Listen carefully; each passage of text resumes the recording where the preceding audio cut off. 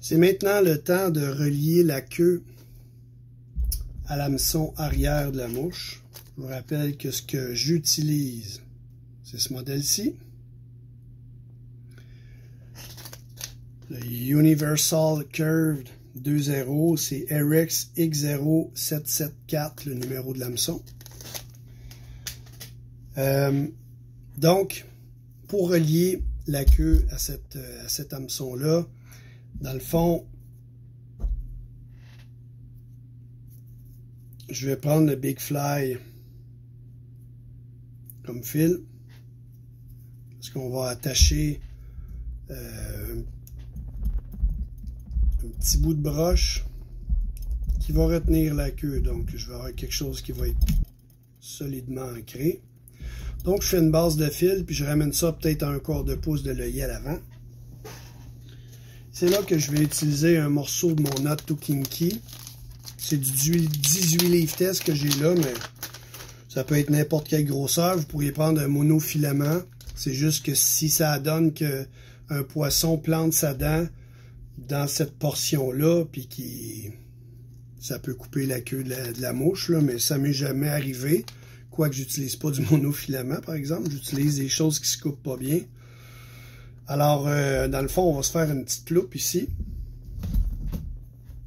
Je me prends une broche de peut-être à peu près 1,5 pouce de long.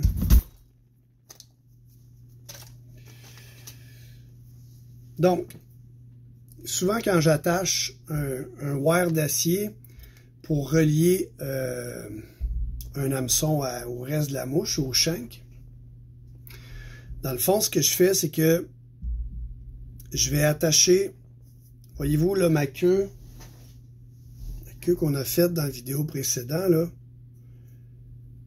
le yai, contrairement à un hameçon normal, là, le yai, il est debout, là. Donc, la loupe que je vais faire ici à l'arrière de ma mouche, je veux qu'elle soit horizontale. Donc, elle ne monte pas vers le haut et qu'elle descend vers le bas, mais qu'elle va d'un côté à l'autre pour que ma queue, quand elle va être soutenue, ben, qu'elle reste droite. Donc, ce que je veux, c'est que quand je vais attacher cette pièce-là, je veux qu'elle sorte d'un côté de la hampe, qu'elle fasse un tour, puis qu'elle revienne de l'autre côté de la hampe. Alors, je vais attacher sur le côté, à partir de mon quart de pouce, puis je vais l'attacher vers l'arrière. Donc, je suis sur le côté opposé de moi, vis-à-vis vous. Mais là, je laisse dépasser un petit peu en avant, là. Pourquoi je laisse dépasser ça? C'est parce que je vais rabattre ce qui dépasse là vers l'arrière. Faites attention quand vous utilisez ce matériau-là.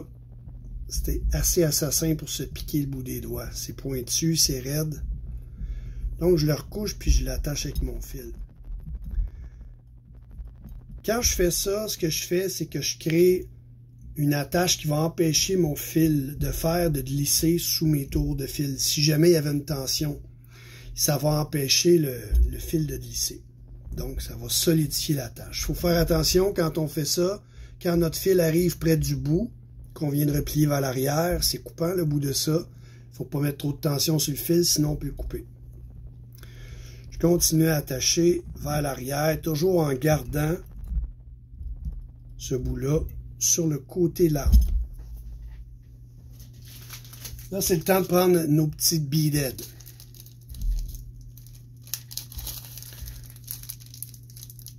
Dans le fond, ce que ça va faire, le beadhead, c'est que ça va créer une région où on va tenir la loupe fermée. C'est-à-dire que j'entre le petit fil de métal dans le trou. Et là, je vais prendre la queue qui est ici. Voilà.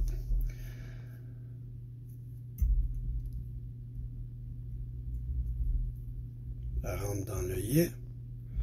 Et là, je vais repasser le bout de mon fil dans le beadhead.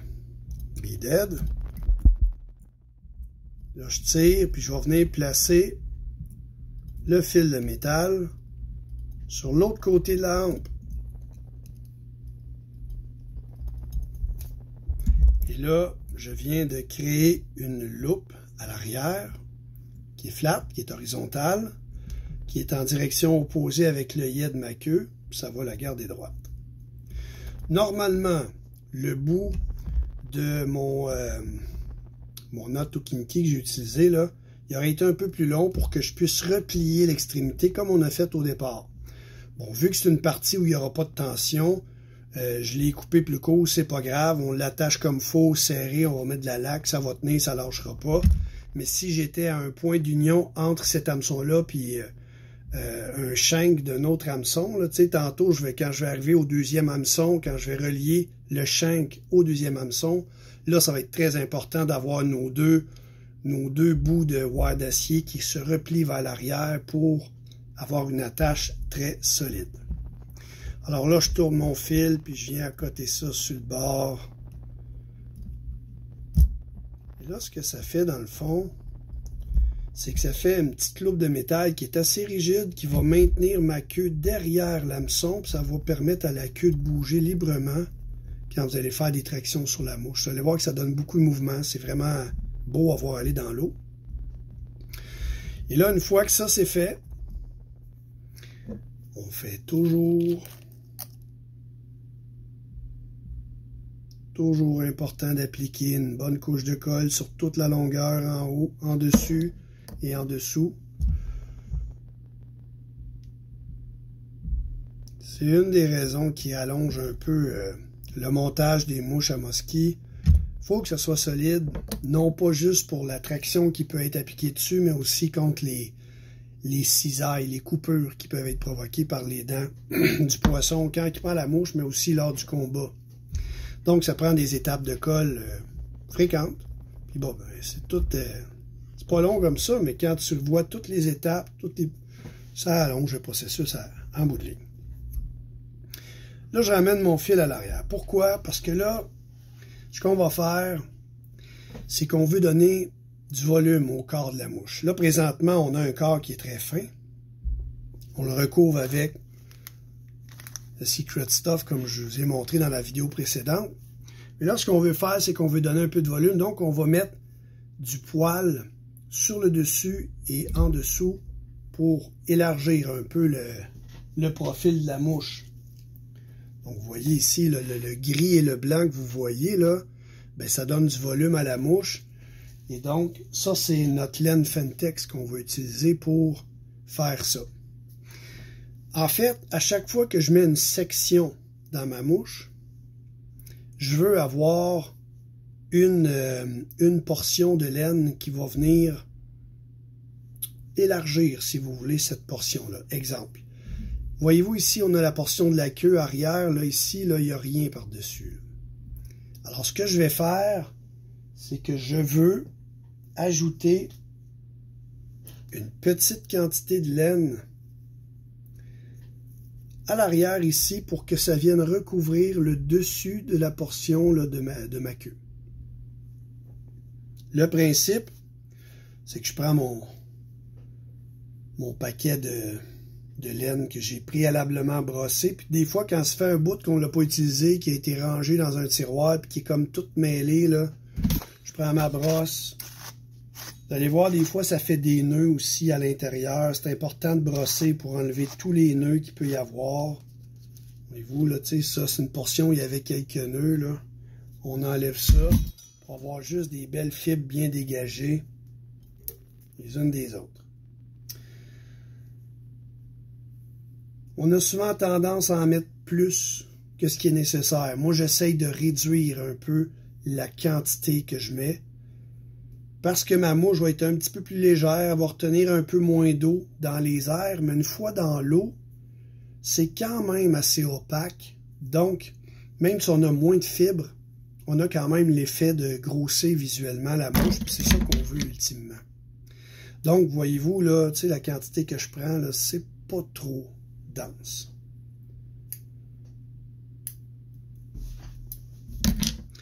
La façon d'installer ça sur la mouche, en fait, c'est que je vais venir mesurer, grosso modo, à partir de mon point, ce qui est mon fil,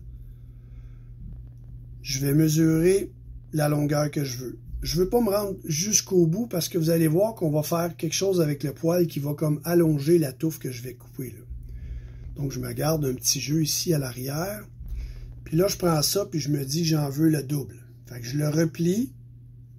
Puis finalement, ça, c'est la longueur totale que je vais couper.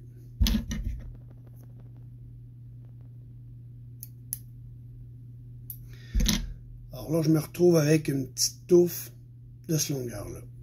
Là, ce que je vais faire, c'est que je vais prendre mes doigts, puis je vais pincer. Ici, je pince fermement, pas trop, mais assez pour que quand je vais tirer, je vais aller sélectionner des pointes de fibres au centre.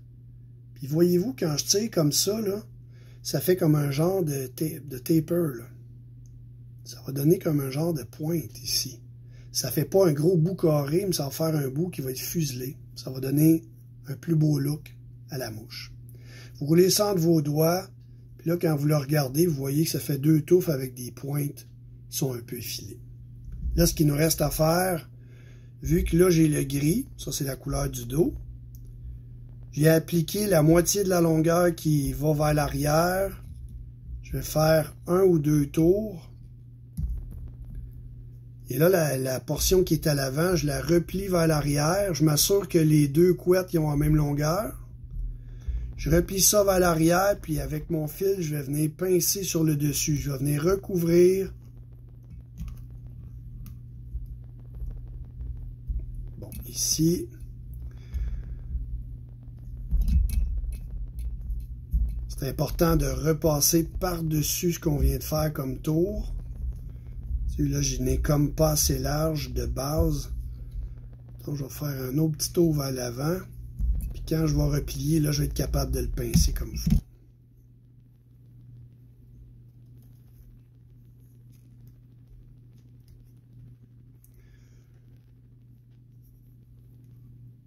Alors, je ne sais pas si vous voyez bien, mais j'ai repassé par-dessus ma touffe de fil, de fibres. Et là, elles sont coincées vers le haut. Ça, c'est le bas. Alors ça va être la portion de fibre qui va donner un peu de volume à la portion de ma queue. Je tourne à l'envers. Je vais faire la même chose, cette fois-là, en utilisant mon blanc. Je n'ai pas fini de le brosser dans la dernière vidéo, fait que je vais faire ça. Quand je vous parlais que des fois ça peut faire des nœuds, je ne sais pas si vous voyez au centre ici, là, il y en a quelques-uns des nœuds. Quand je vais être rendu à utiliser ces portions-là, il va falloir que je rebrosse pour les enlever, pour être certain qu'il n'y en ait plus.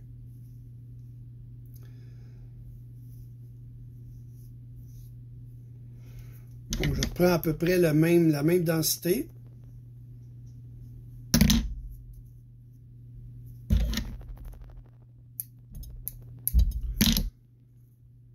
J'ai mesuré à peu près la longueur que je veux. Idéalement, c'était la même longueur que l'autre qu'on a faite sur le dessus. Si on veut que ça soit proportionnel, que ça soit plus beau esthétiquement parlant. Même chose.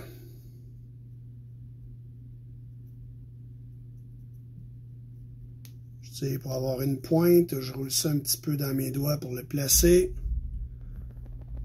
Et appliquer ça ici.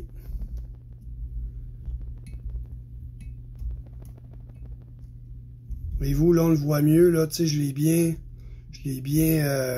attaché, si vous voulez, avec une base un peu plus large. Quand je replie, ça va être facile de venir passer par-dessus, puis bien l'attacher là. Je fais un tour de fil qui me ramène à la même base que j'avais pour l'autre tantôt. Et là, c'est ce que ça va donner comme look. Donc, voyez-vous que la portion arrière, ben, elle apparaît un petit peu plus large, plus gouffre que quand c'est juste le corps au centre. Maintenant, ce que je vais faire, c'est que je vais prendre du dubbing. Faire la même chose que j'avais fait pour la queue. tout le long du corps.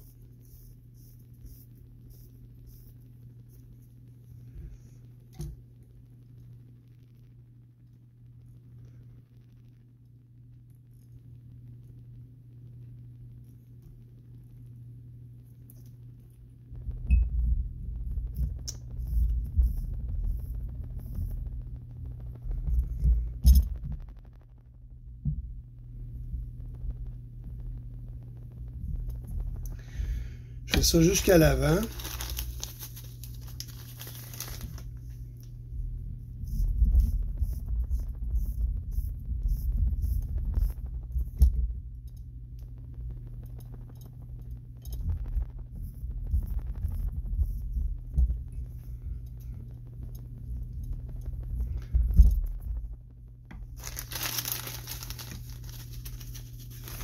Puis là, une fois que ça va être fait, je vais me garder peut-être un 1/8 de pouce là, près de mon œillet pour installer 2 autres pincées de laine.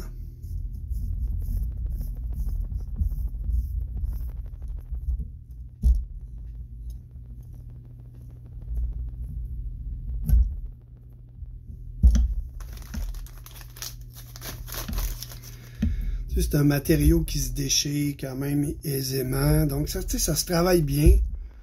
C'est sûr que quand on met ça dans une aile de mouche, ben, avec le temps, il en part quelques fibres, mais il en reste tout le temps qui colle. Puis, c'est fin. Ça donne vraiment une petite translucidité qui est vraiment intéressante comme matériel.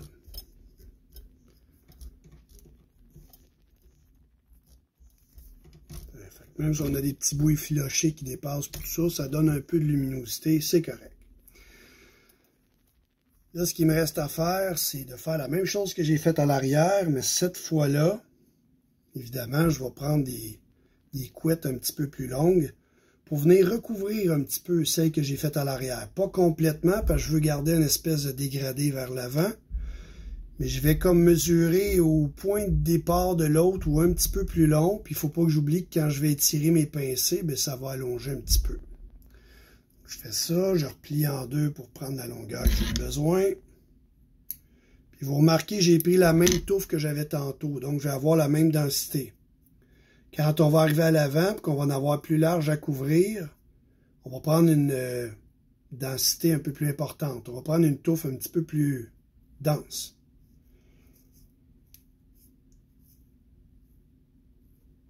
Ça va.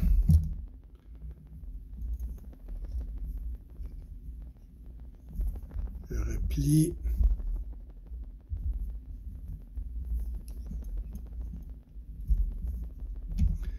Voyez-vous ce que ça donne comme effet, là. Puis l'autre qui va venir va rentrer un peu, fait que ça va y aller d'une façon croissante.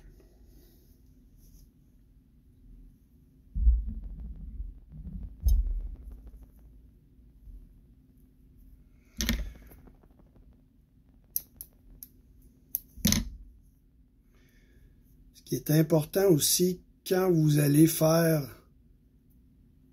installer des pincées comme ça, mais en dessous, puis que l'hameçon est dans le coin, ça va être important que vous ayez des longueurs qui ne soient pas trop longues, parce que ça va avoir souvent tendance à venir se prendre dans l'hameçon, puis votre mouche, à un moment donné, elle va rester pliée, puis il va falloir que vous sépariez ça tout le temps. Donc, au niveau de la bédaine, c'est important des fois d'avoir des pincées qui sont peut-être un peu plus courtes que trop longues pour éviter justement d'avoir ces problèmes-là tout le temps. J'attache en angle, 2-3 tours, je rabats.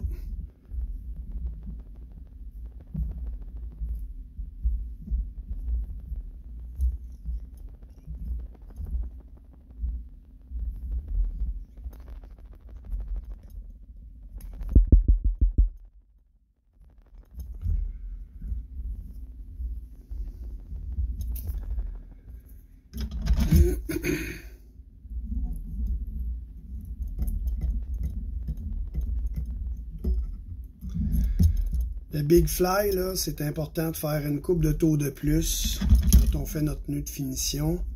Vu qu'il est plus gros, ben il s'accote un petit peu moins efficacement que les autres fils plus fins.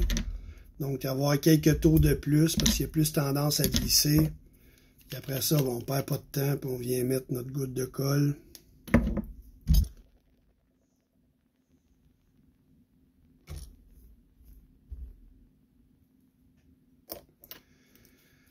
Et voilà. Donc la prochaine section, on va aller installer le shank qui va relier cet hameçon-là au prochain hameçon à l'avant. À plus tard.